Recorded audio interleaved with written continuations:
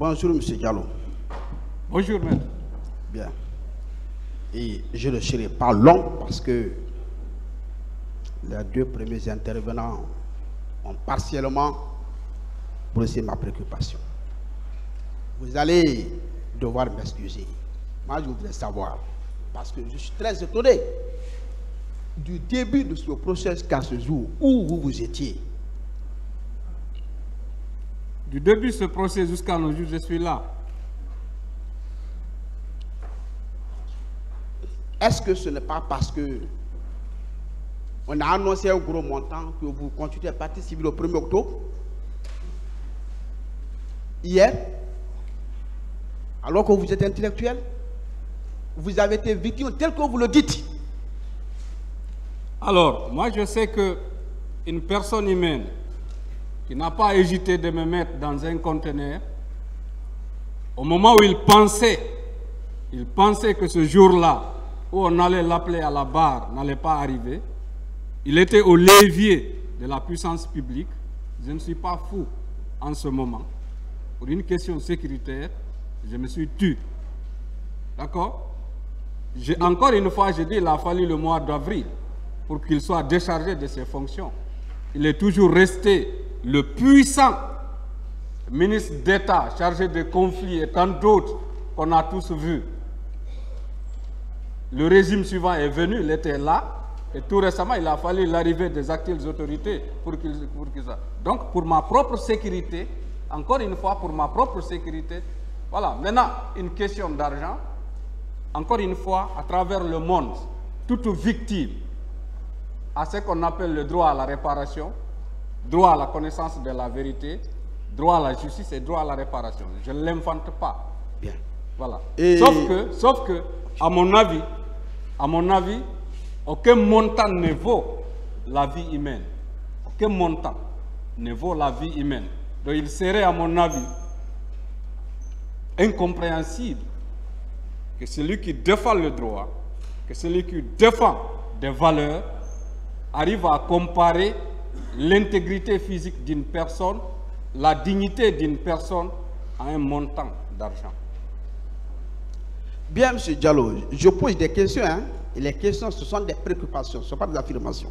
Je réponds, maître. Je voudrais, vous, et même n'importe quelle victime, est-ce que vous êtes disposé à aider le tribunal pour qu'il vous comprenne, en apportant les éléments justificatifs de votre version, vos annonces? Oui. Est-ce que vous pouvez aider le tribunal? Et conformément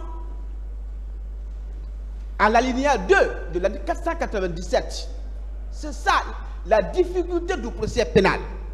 C'est la production de ce que des preuves de ce que nous avançons. Est-ce que vous êtes disposé? C'est ça notre préoccupation.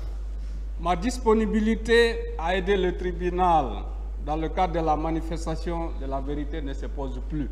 Pour preuve, je suis à la barre et je dis ce que je sais, maître.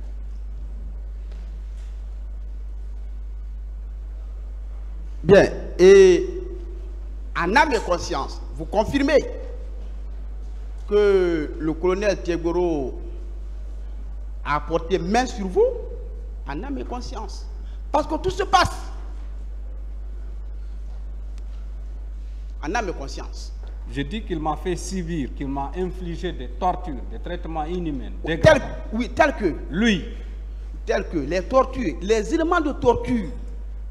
Il vous a administré un coup physique? Je ne sais pas si vous vouliez notre mort ou quoi. Je dis qu'il m'a introduit dans un conteneur. Où vous avez entendu ça à travers le monde, s'il vous plaît? Dans un conteneur fermé. Je dis même une marchandise pourrie. On ne jette pas cela. Je crois que votre combat quand même, je pense, ça doit refléter le minimum du respect de la dignité humaine, maître. Je dis, lui-même, il nous a jetés dans un conteneur, enfermé comme une marchandise pourrie. Vous me demandez quoi encore, maître? Vous vouliez ma mort, peut-être? Oui, M. Diallo, je comprends votre préoccupation. je vous prie également de chercher à me comprendre. Parce que ce que vous dites, ni les juges, ni les avocats, même l'assistant, personne n'y était. Mais il vous appartient, vous, de convaincre le public non profane, de convaincre les juges. C'est ça, vous, votre rôle. C'est pourquoi on vous pose des questions. La question, s'il vous plaît. Bien. Monsieur Diallo. Oui, maître. La grève de la faim, excusez-moi, je pose des questions. La grève de la faim, vous avez été arrêté le 29 octobre, vous le confirmez? Le 28, aux environs de 0 heure. Bien, 0 heure, ok. Le 28 octobre, ça veut dire un mois après la fin des événements essentiels. En âme et conscience, pensez-vous que vous, votre constitution de partie civile peut être reçue dès lors que vos actions n'ont rien à voir avec les événements retenus pour la circonstance? En âme et conscience. En âme et conscience, oui.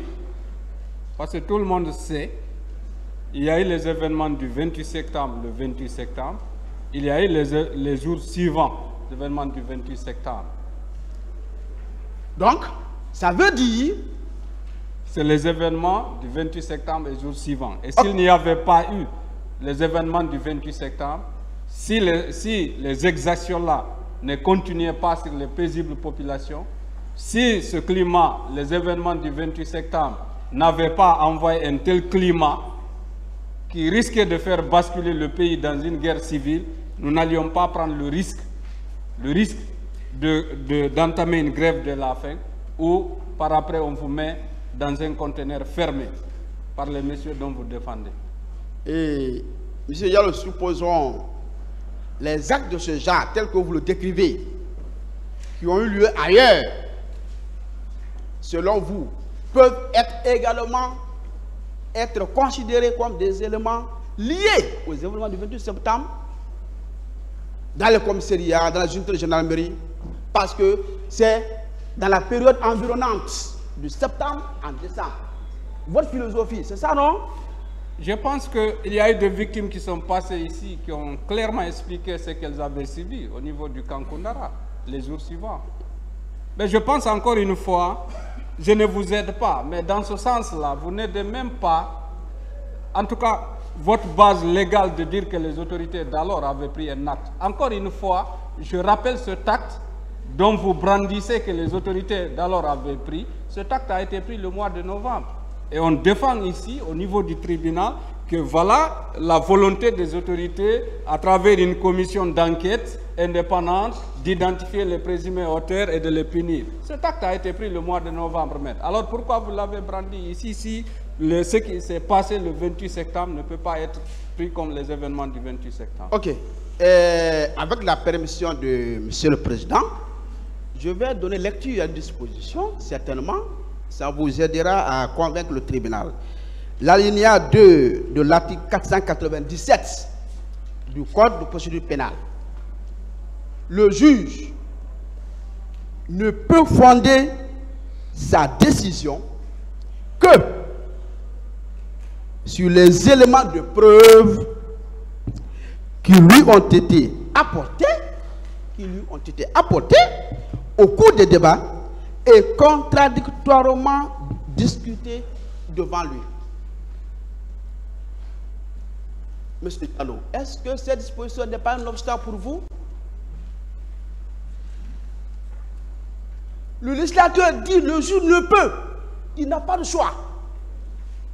Est-ce que ce n'est pas un obstacle pour votre action, honnêtement?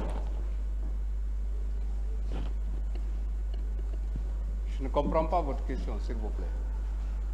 L'article que je viens de lire, le législateur dit que le juge n'a pas de choix.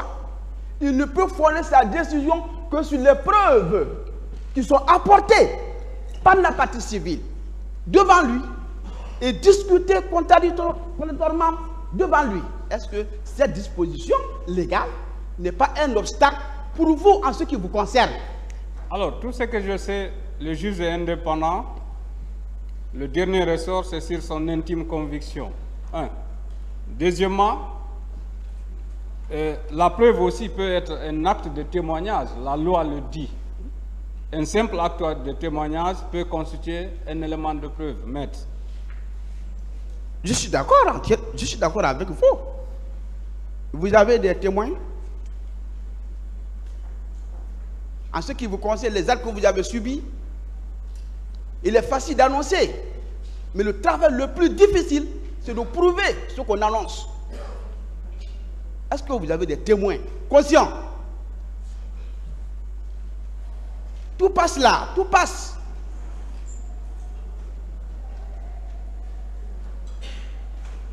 Vous pouvez répondre. Je n'ai aucune réponse. Voilà, je vous remercie. Il est coincé. Merci bien, M. le Président.